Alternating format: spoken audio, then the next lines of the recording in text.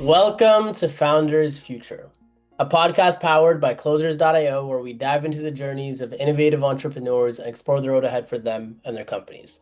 I'm your host, Ammar Elm, and in each episode, we uncover the stories behind impactful ventures, the challenges faced along the way, and the strategies driving their future growth. Today, we are absolutely thrilled to be joined by James Davis, co-founder of the Midlife Mentors, international speaker, health coach, and leading expert on midlife transformation for both individuals and organizations. James, welcome to Founders Future. Hi, Ammar. Thanks for having me here. Great to be here. Yeah, I'm excited to dive in. I always like to start from the beginning. So take me back to before you co-founded the Midlife Mentors. What were you doing before, and then what really motivated you to start the company?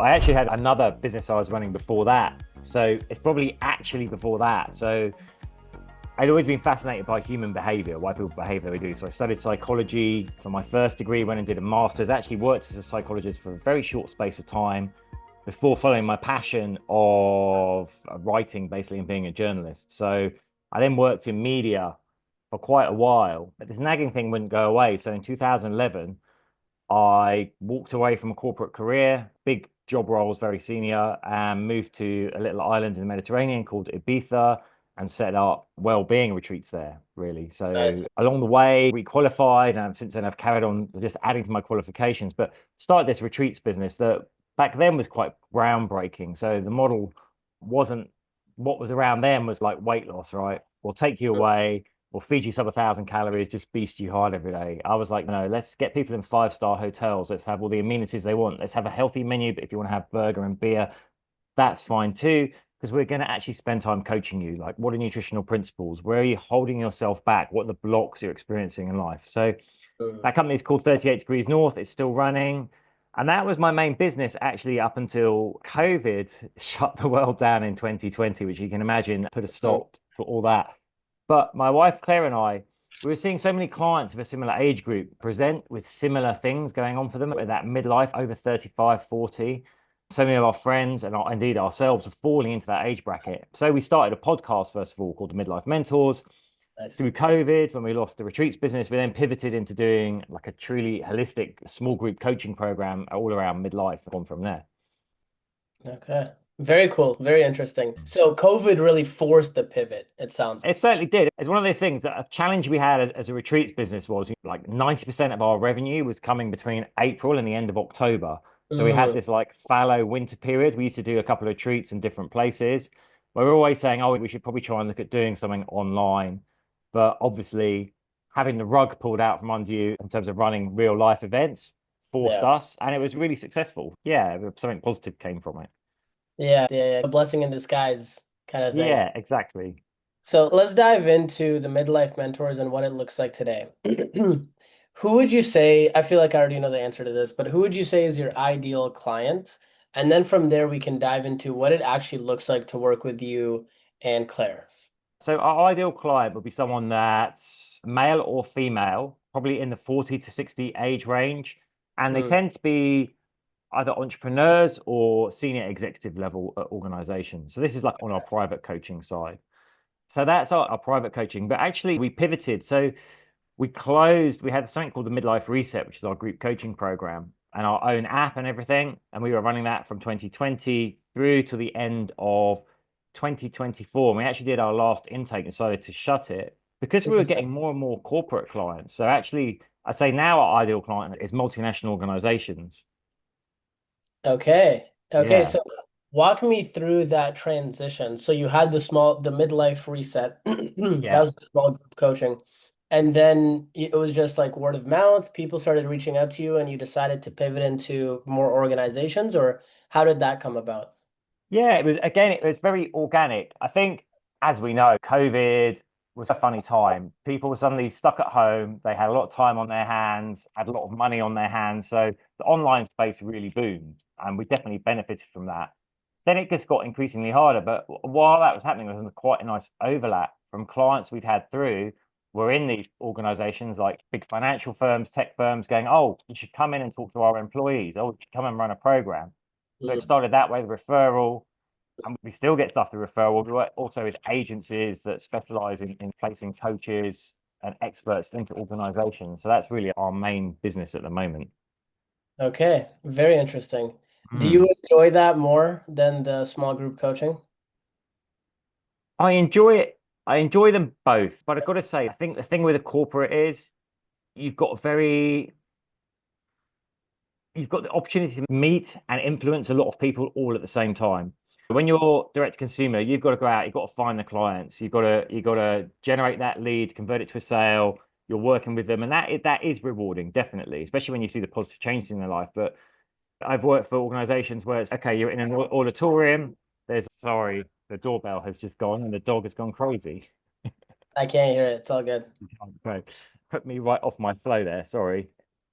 No worries. Yeah, you're in an auditorium and you've got maybe like a couple of thousand people there, but it's also being streamed out like to all their locations. So you've maybe got an audience, you're watching the count go up 6,000, 8,000 people tuning in. And you realize that gives you the potential to have a very big impact all in one go. So I really like that kind of work. Nice. That's very cool. So I have a lot of coaches, consultants that listen to this. So I like to get into the back end of the business. When Hmm. it comes to how you structure these engagements, I should say, Yeah. with these corporate clients, what does that look like? Are you typically coming in for a half day event, full day event, couple month engagement? What does that look like? It varies, right? So the typical thing will be like delivering a workshop or a talk, which would just be like an in and out. I guess that's the lightest touch, all the way through to working with an individual or a small team for 10 to 12 weeks, where you're really looking at a performance outcome. So that kind of leadership performance development. So that's kind Okay. of the most in depth. And then in between, there's kind of a range of things that might happen. You might do a 2 day, that 12, 10, 12 weeks might instead be crammed into a 2 day intensive where you get everyone on Mhm. site and spend 8+ hours a day with them for 2 days. And we've also run kind of hybrid models where it's been a series of workshops over, say, 3 months, supported by interactive sessions as well. But I'd say the main things are talk at the bottom end and integrated coaching program that's 10 to 12 weeks long at the top end. Got it. How are you the one that decides which one is best for them? Like when in terms of the sales process, or is it they come in and they say, "Hey, we just want to talk," or "We want this," or "We want that"? How does that look from a sales perspective? Yeah, great question. I mean, I think with corporates, it's a lot more consultative, right? Because it's rare you're dealing with one decision maker. You probably have a minimum of kind of 3 points of contact that you're Yep. batting ideas around with, and then it's got to go out on a sign-off chain. The budget's got to be a thing. So it's Yep. normally quite consultative. Sometimes that organizations will come, they're really clear. It's, hey, we just want to talk on this, which is easy and can be quick past the post. Other times they're like, oh, we've got individuals we want to develop, we've got a team, what would that program look like? What would be in it? You can write a proposal.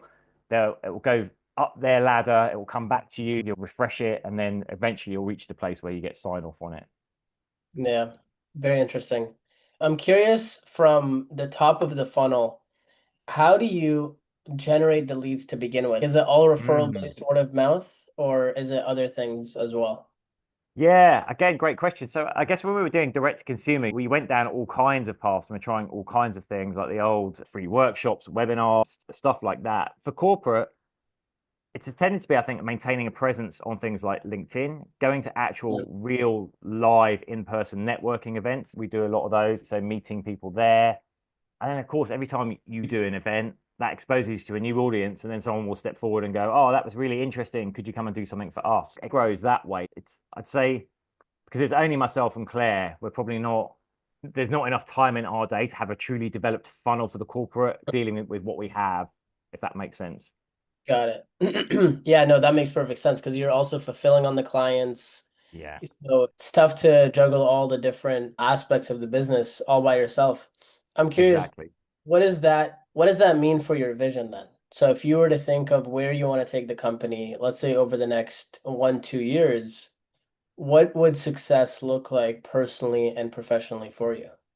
Yeah, it's a great question. Something we spend probably not enough time thinking about, but do spend time thinking about. I think ideal for us, we'd like to get to the place where we're perhaps got some sort of retainer deal with an organization that we have that kind of like annual embedded that's Mm. we're there on call as a resource. We'd definitely like to have more of those longer development programs running. But I think at the back of our mind is perhaps that there's, if we get space and time, like maybe a pivot back to something in the B2C arena again as well, because corporates are great and we love it. And like I say, you do reach a large audience, but I'm also at the back of my mind is like there's people that you're not reaching as well that Mm. maybe do need that individual guidance. I think 1000% there is, especially for your target group.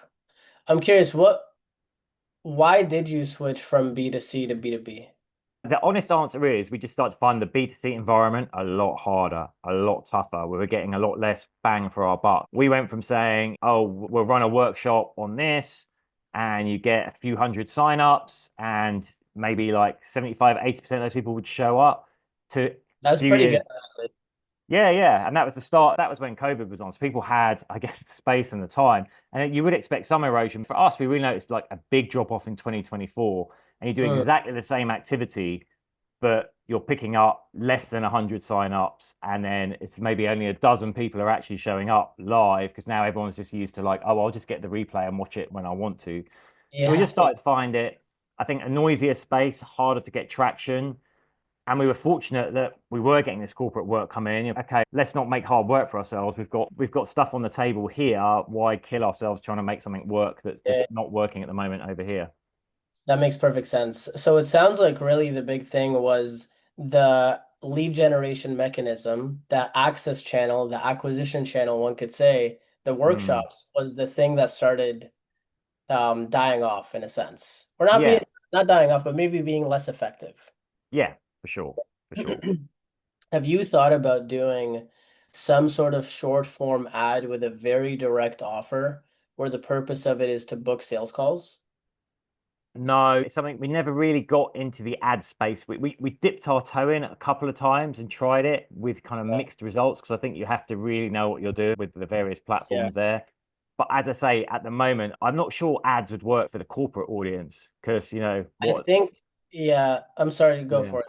Yeah, what are the odds that the key decision maker at a bank is sitting there, the HR person going, oh yeah, well, the ads just popped up. That looks good. It's not, you've got to think of the context, right? Mm. So I think when we do go back to B2C, maybe that's something we'll look at, but Yeah. no plans to at the moment. No No immediate plan, plans. no immediate plans to go back to B2C. Yeah, Yeah, fair enough. No, that makes perfect sense. I think with B2C, it would absolutely crush just because it's a bigger pool of potential clients. 1000%. I've seen, because, and this is speaking from, we've worked with over 4,000 different clients, coaches, consultants, agency owners, helping them run paid ads for these types of businesses. And when I say these types of businesses, online service providers that sell something that's high ticket, $2,500 or more kind of thing. But B2C, it would absolutely do very well because I know this is a problem that a lot of people face in terms of just challenges in the middle of their life. for sure. Yeah. With B2B, I still think it's doable. It just might cost a little bit extra to get the Mm, people on the phone. yeah. Because there's Yeah. the decision makers are still there, but nonetheless, I'm curious if you were talking to new coaches that are Mm, looking to get started in 2025. What yeah. advice would you have for them, given the fact that AI is now a thing? There's all these people now coaching. What would you tell them? It's funny because I did actually have a brand new coach. Bless them. They were so excited because I was at a networking event and you do all your speaking thing. And they were like, oh, yeah, I've heard of you. I've just qualified. And I was like, oh, okay. They said, oh, what advice would you give? And I was like, listen, just focus on honing your craft first. Something Mm. I've observed. I think one of the downsides of COVID was this uptick in the appetite for online virtual experiences, coaching, whatever you want to call it. Suddenly, a lot of people thought, I'll be a coach as well. And they really had no business being coaching. Even sat in WhatsApp groups where someone's, oh, I'm pitching to this guy and I want to charge him a few thousand, but he's asking about my qualifications and I haven't got any. What shall I say to him? And I was like, for his sake and yours, go and get the qualifications first. You're going to enjoy what you do more and deliver a better outcome to the client. So I'd say focus on building your craft. And I'd say when you're starting out, it's easy to be pulled into this thing of thinking, right, I need to be online and go very big because that's where the money is. I'd say think about the networks you can leverage in your real life, in your local area. Are there groups you can join? Are there coffee shops you could post flyers? Because you offer to run little workshops for free in like coffee shops, public places that can attract people to you and build it and get that under your belt. So you feel confident. So when you are ready to go online, you've got the confidence already there. Oh, I know what I'm doing. I've got a solid offer. I know it works. My clients get results and I've generated some money to play with, so now I can start to look at what activities will I do online. Is it organic? Do I pay for ads? That kind of stuff. But I think I see so many people just rush in and they'll just be like chuck money at ads straight away and they don't really know what they're doing. And it's like they don't even have the proper program worked out the back. And it's like, what are you even selling to the client? It's so crazy. It's so crazy. That's such a good point. And I think it all starts with the offer. And Mm, the offer is your craft. Like, how good are you at what you say you're going to be doing for the client? yeah, yeah. I couldn't And agree that's more. it. I mean, Ammar, this is your world, but I've seen it change so much in such a short space of time. So obviously, you're the expert. Even in 2020, there was this kind of still, oh, this is your one chance to see this webinar only, and then it's a one-time off. If you don't, there's only two spaces left, and I Yeah. think that worked then. But my impression is everyone knows that's not true, right? They know that this webinar is running on repeat. They know that there's not only two places left. That this isn't the only time now discount. And Mm, I think a lot, again, people can be sucked into that kind of stuff. And then it can be quite off-putting to the buyer if they think already yes. there's this kind of falsehoods at the start of the process. I don't know. I I'd love to hear completely your agree. opinion on that. I completely agree. I think it changes the way that we market and it Mm, makes it very important for A to be authentic and B, I think it's important to have an organic content strategy on top of the paid ads. And the reason that I say that is because Google came out with a study and said that we're in a trust recession. Like mm, strangers are the trust that they have for potentially buying something from someone online is at an all-time low. And yeah. typically what it takes to turn a stranger into a client is about 7 hours of content that they've consumed from you. This is where Wow. YouTube comes in. This is where LinkedIn comes in. This is where long form stuff comes in. Because I think when you have that and somebody can go to your YouTube channel and see this is a real person, this guy means business, and their company's actually legit, they've been around for a while, and you get hit with their ads, it increases the trust that you have. But also, I think the ones that you were saying with the webinars and the workshops, I think the long form webinars are very difficult to crack and do well nowadays. I think what's worked better for us is a direct offer of we will help you do this in this time period, or you don't pay, for example, and then they just get on a call. And then the trick there is the sales conversation and your efficiency at being able to close someone. And really, when I say that, I mean there's really two things. It's if we can help you, if and how we can help you in the first place. That's the first thing that I think about. Because if I can't help somebody, then there's no point in trying to close them. And then the second is understanding all of your beliefs around potentially purchasing this so that I can help you overcome any limiting beliefs. That's how I think about sales. And I think when you look at it like that, it's more of a consultative approach instead of I'm here to hard close you because you have to buy Yeah. this thing. No, you don't have to buy this thing. If there's alignment and I think that it makes sense for you to do it, I will definitely tell you. But I don't know if that makes sense. I just wanted to rant there. Yeah, no, it does. It makes perfect sense. And I love that thing about, what do you say? A Recession. trust recession. Yeah, I think that's 100% true, right? Our attention spans are shorter than ever. There's so much noise competing for our attention, and Yeah, it's what's real and what's not. It's getting really confusing for the consumer. for sure. And it's not all doom and gloom. It's just like anything in life, you just have to evolve. Yeah, Marketing needs exactly. to evolve. The way the offer is positioned needs to evolve. That's really it, really. And I think your business is a perfect example of that, where it naturally evolved because you honed in your craft, which made people want to naturally reach out to you. And then you're like, okay, we can serve this demographic as well, which is very cool. Yeah. Thank you. Thank Okay. you. What is the best way for people to reach out to you to work with you? They can find us at themidlifementors.com, which is all one word. And then I particularly now do a lot of work with men around the andropause, which is age-related testosterone decline, but also about there's existential questions around values and purpose, overcoming limiting beliefs. What's the next stage at life? So for that, my website is jamespdavis.com, and that's DAVIS, no E, but all one word, jamespdavis.com. Awesome.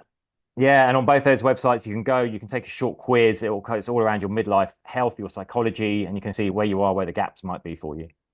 I love that. So the midlifementors.com, and then you said James D. Davis? James P. Davis. He. Yeah, I'll drop it in the chat for you here. Yeah. James P, the letter P, Davis.com. Yeah. Beautiful. Thank you. There you go.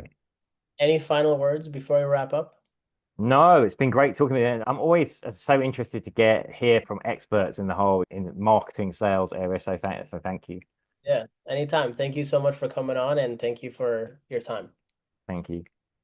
So that wraps up another inspiring episode of Founders Future. To our listeners, if you enjoyed this episode, make sure to go to themidlifementors.com.